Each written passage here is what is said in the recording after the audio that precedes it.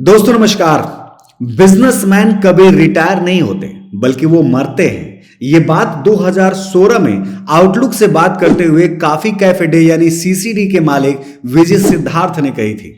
ये वो वक्त था जब सीसीडी अपनी सफलता के चरम पर पहुंचने के बाद से नीचे की ओर गोते लगाने लगा था। लेकिन किसे पता था कि इस इंटरव्यू को देने के 3 साल के बाद से इस पॉपुलर ब्रांड सीसीडी के मालिक यानी विजय सिद्धार्थ अपनी जान ले लेंगे। किसे मालूम था कि सीसीडी नाम के इस पॉपुलर ब्रांड के मालिक विजय सिद्धार्थ नदी में कूद करके जान दे देंगे। सिद्धार्थ की मौत के बाद अमूनन सबको लगने लगा था कि सीसीडी की कहानी अब हमेशा हमेशा के लिए खत्म हो चुकी है। लेकिन सिद्धार्थ की पत्नी मालविका ने हार नहीं मानी और सीसीडी को नए सिरे से शुरू किया। दोस्तों आज के इस वीडियो में हम बात करने जा रहे हैं विजय सिद्धार्थ के बारे में कि कैसे उन्होंने एक छोटी सी स्टार्टअप की शुरुआत करके 8,000 करोड़ की कंपनी के मालिक बन गए। साथ ही साथ हम ये भी जानने की कोशिश करेंगे कि सीसीडी को शुरुआत से लेकर के शीर्ष तक पहुंचाने में किस किस उतार चढ़ाव का सामना करना पड़ा और ये भी जानेंगे कि वो कारण क्या था जिसकी वजह से इतनी बड़ी कंपनी के मालिक यानी विजय सिद्धार्थ जी को आत्महत्या करने पर मजबूर होना पड़ेगा। साथ ही साथ हम ये भी बताएंगे कि किस तरह से उनकी पत्नी अब इस कंपनी को फिर से नए सिरे से खड़े करने के लिए काम कर रही हैं और सक्सेस की कहानी यानी इबादत लिख रही हैं। तो दोस्तों नमस्कार, मैं हूं Anand Kumar, founder and business coach startup authority. इस वीडियो में हम बात करेंगे उस तमाम चीजों के बारे में, एक एक जानकारी देने की कोशिश करेंगे जिससे कि आप जिंदगी के अंदर अगर कभी भी किसी बिजनेस की शुरुआत करना चाहते हैं, कुछ ऐसा करना चाहते हैं जिससे कि आपके जिंदगी में एक नई चीज की शुरुआत हो सके और आप भी इतनी बड़ी कंपनी के ओनरशिप तक जा सके, पहुंच सके, खुद की कंपनी बना सके, तो आज के इस वीडियो को शुरू से लेकर अंत तक देखिएगा क्योंकि ये कहानी वो कहानी है जिसने एक छोटे से लड़के को एक गरीब परिवार से लेकर के निकला हुआ एक लड़का इतने बड़े मुकाम तक कैसे पहुंच गया।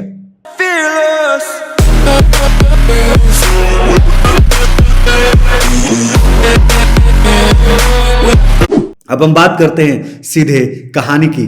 दोस्तों कर्नाटक का चिकमलूर वेस्ट घाट में बसा हुआ है। यहां एक हिल स्टेशन भी है और यहीं के रहने वाले गंगैया हेगड़े थे जिनके पास कॉफी के बागवान थे। 1956 में उनके घर एक बेटे का जन्म हुआ था जिसका नाम रखा गया था विजय सिद्धार्थ। सिद्धार्थ मंगलुरु यूनिवर्सिटी से इकोनॉमिक्स में मास्टर्स करने के बाद से बिजनेस करना चाहते थे, लेकिन उनके पिता चाहते थे कि वह नौकरी करे। जिद करने पर उनके पिता ने 5 से 7 लाख रुपया उनको दिया बिजनेस करने के लिए और इस पैसे का इस्तेमाल उन्होंने करके एक प्लॉट खरीद लिया। 1983 में बॉम्बे स्टॉक एक्सचेंज यानी बीएसई से जुड़ी एक कंपनी में 2 साल तक काम किया। नौकरी में मन नहीं लगा तो सिद्धार्थ ने नौकरी छोड़कर बेंगलुरु वापस आ गए और वहां से सिवान सिक्योरिटी प्राइवेट लिमिटेड नाम की एक कंपनी चलाने लगे और इसी कंपनी से होने वाले मुनाफे से सिद्धार्थ ने कॉफी के कई सारे बागवान खरीदे। 1992 में तकरीबन 3000 एकड़ में फैले कॉफी के बागान को सिद्धार्थ ने खरीद लिया था। 1992 की शुरुआत में कॉफी डे ग्लोबल कंपनी बनी। 1992 में आपको पता होगा कि हर्षद मेहता स्टॉक घोटाले के सामने आने के कुछ ही दिनों पहले विजय सिद्धार्थ ने अपने बुद्धि का परिचय देते हुए स्टॉक एक्सचेंज से सारे पैसे अपने वापस निकाल लिए थे और घोटाले के सामने आने के बाद से अच्छे अच्छे कारोबारी पीट गए थे और स्टॉक से कमाए उसी पैसे से सिद्धार्थ ने कॉफी के बिजनेस को आगे बढ़ाने का फैसला किया। इसके बाद से कॉफी डे ग्लोबल लिमिटेड नाम की कंपनी की शुरुआत की। अब सिद्धार्थ अपने कॉफी के बिजनेस को आगे ले जाना चाहते थे और इसी बिजनेस में उनकी दिलचस्पी होने की सबसे बड़ी वजह थी वो ये थी कि यह काम खुद वो उत्पादक भी थे और ये चीज इसका उत्पादन उन्हें विरासत में भी मिला था। और दोस्तों 1996 में बेंगलुरु के ब्रिगेड रोड पर सीसीडी का पहला सेंटर खोला गया।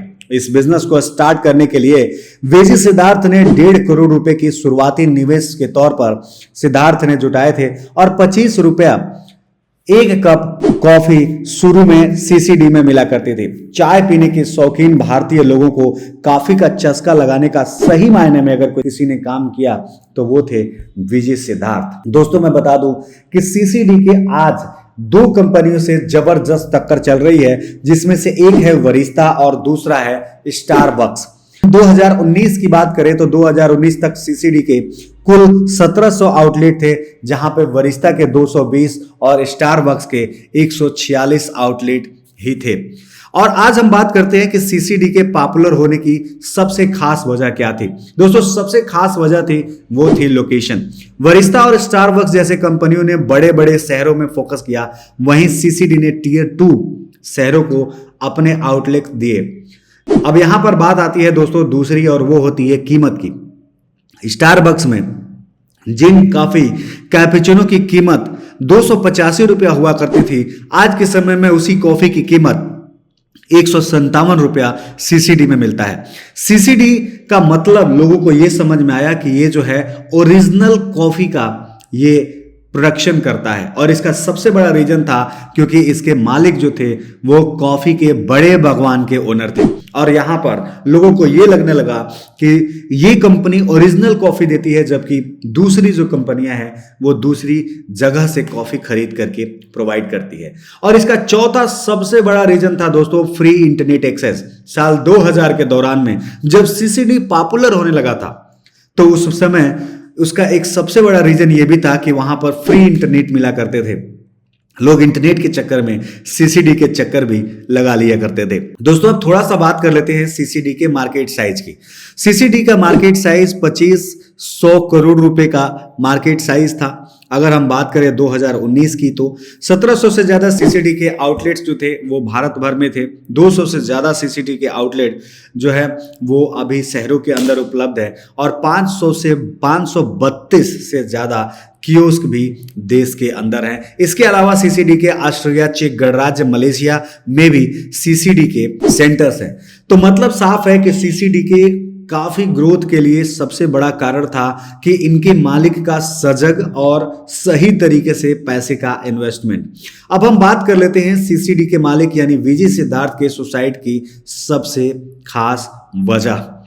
दोस्तों, वीजी सिद्धार्थ की समस्या 2017 में तब बढ़ गई जब इनकम टैक्स डिपार्टमेंट ने 700 करोड़ रुपए की टैक्स चोरी के आरोप की जांच शुरू की। इसके अलावा शेयर मार्केट में भी सिद्धार्थ की कंपनी को ज्यादा प्रॉफिट नहीं कमा पा रही थी। तमाम तरह के बिजनेस को बढ़ाने के लिए सिद्धार्थ ने काफी कर्जा ले रखे थे, और 2019 में सिद्धार्थ की कंपनी 6550 करोड़ रुपए की कर्ज में डूब गई थी, और यह कर्ज को तोड़ने के लिए माइंड ट्री नाम की आईटी कंपनी के 20% शेयर उन्होंने बेच दिया।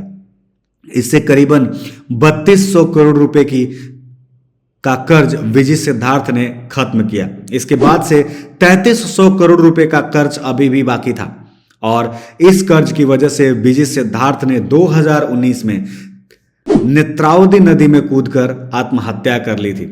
और दोस्तों, जिस वक्त ऐसा सिचुएशन हुआ उस वक्त एक दिन में सीसीडी को 813 करोड़ रुपए का नुकसान हुआ था। विजय सिद्धार्थ के लापता होने की खबर जब सुनी गई तो उस वक्त 20% की गिरावट आई थी।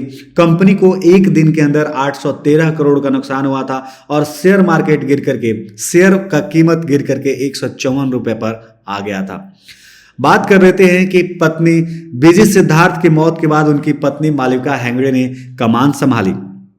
विजय सिद्धार्थ की मौत के बाद उनकी पत्नी मालविका हेगड़े ने के सामने बहुत सारी चुनौतियां थी। उन्हें खुद को और कंपनी को दोनों को संभालने की जिम्मेदारी था। सिद्धार्थ की मौत के एक साल बाद 31 दिसंबर 2020 को कंपनी के सीईओ के पद की कमान मालविका हेगड़े के हाथों में आई। उन्होंने ठान लिया कि सीसीडी के खोए हुए रुतबे को फिर से वापस लाना है, और साल 2019 में कंपनी पर 6500 करोड़ रुपए की कर्ज था। इसमें से कुछ कर्ज सिद्धार्थ ने खत्म किए थे, अब बाकी के कर्ज को चुकाने और कंपनी के आगे बढ़ाने की जिम्मेदारी मालविका के कंधों पर थी। आपको बता दें कि विजय सिद्धार्थ की मौत के बाद मालविका हेगड़े निगाहों में मीडिया के आ गई थी, लेकिन कम ही लोगों को पता है कि वो कर्नाटक के सीएम रह चुके एम कृष्णा की बेटी भी हैं। उनकी मां प्रेरणा कृष्णा कर्नाटक की जानी मानी सामाजिक कार्यकर्ता रह चुकी हैं। 1960 में जब मालविका हेगड़े का जन्म हुआ और उसके साथ साथ उन्होंने बेंगलुरु के यूनिवर्सिटी से इंजीनियरिंग की में ग्रेजुएशन की, और 1991 में उन्होंने विजय सिद्धार्थ से शादी की। सीसीडी के बिजनेस में आने से पहले दोनों शादी कर चुके थे। दोस्तों, कर्ज किसी भी कंपनी के प्रोसेस में सबसे बड़ी बाधा होती है, और ऐसे ही मालविका के सामने भी कंपनी को आगे बढ़ाने के लिए कर्ज उतारना आसान नहीं था। मालविका हेगड़े ने अपनी मेहनत और लगन से कंपनी पर अब सिर्फ 2000 करोड़ रुपए का कर्ज ही रह गया है और साथ ही कंपनी के शेयर मार्केट में 50% का इजाफा भी दर्ज किया गया है, जिससे कंपनी के रिवाइवल के तौर पर देखा जा रहा है। दोस्तों, माना जा रहा है कि कंपनी का कर्ज चुकाने में कोरोना महामारी ने भी बड़ी अहम भूमिका निभाई है। दरअसल कोरोना काल में सीसीडी की कई कंपनियों के ध्यान अपनी ओर आकर्षित करने में कामयाब रहा। मालविका हेगड़े के नेतृत्व में सीसीडी ने इन्वेस्टर्स को यकीन दिलाया और इसका परिणाम यह है कि इन्वेस्टर्स एक बार फिर से इस कंपनी में इन्वेस्ट करने में लगे हुए हैं। अमेरिकन कंपनी ब्लैकस्टोन और श्रीराम क्रेडिट कंपनी जैसी कंपनी के साथ मालविका ने सीसीडी और 2A हेल्थ सिक्योरिटी के साथ बिजनेस एग्रीमेंट किया है और उम्मीद जताई जा रही है कि ये कंपनी फिर से ग्रो होगी और फिर से अपने पुराने रुतबे में लौट आएगी। दोस्तों, इस कहानी को देखने के बाद से अब आपको लग गया होगा कि किसी भी कंपनी को ग्रो देने के लिए ये जरूरी नहीं है कि आप किस तरह से उस बिजनेस के साथ आगे बढ़ते हैं, बल्कि जरूरी ये है कि आप कितनी धैर्य के साथ उस परिस्थिति का सामना करने का साहस करते हैं जिस परिस्थिति की वजह से आज आपको बहुत सारी प्रॉब्लम का सामना करना पड़ेगा। ऐसा जरूर है कि आपकी जिंदगी में प्रॉब्लम आएगी, बट इसका मतलब ये नहीं है कि आप अपने जिंदगी में कुछ अच्छा नहीं कर पाएंगे, क्योंकि ये कहा जाता है कि समस्या भी उन्हीं के सामने आती है जो समस्याओं से लड़ना जानते हैं। समस्याएं उसके हाथ कभी नहीं जाती जो हाथ पे हाथ रख के बैठे रहते हैं। तो आप भी शुरू कीजिए एक नया स्टार्टअप। और अगर आपको कोई भी बिजनेस आइडिया समझ में नहीं आ रहा है तो आप हमारे चैनल के प्लेलिस्ट 30 डेज 30 आइडिया चैलेंज में जाइए और देखने की कोशिश कीजिए कि वहां पर 30 से ज्यादा बेहतरीन बिजनेस अपॉर्चुनिटी आपका वेट कर रही है। तो दोस्तों, उम्मीद करता हूं कि ये वीडियो आपको अच्छी लगी होगी, पसंद आया होगी। तो फटाफट इस चैनल को लाइक करिएगा, शेयर कीजिएगा। साथ में अभी तक अगर आपने इस चैनल को सब्सक्राइब नहीं किया होगा तो सब्सक्राइब करके बेल आइकन को दबाना बिल्कुल ना भूलना। मिलते हैं एक नए एपिसोड में, तब तक के लिए दीजिए इजाजत। जय भारत।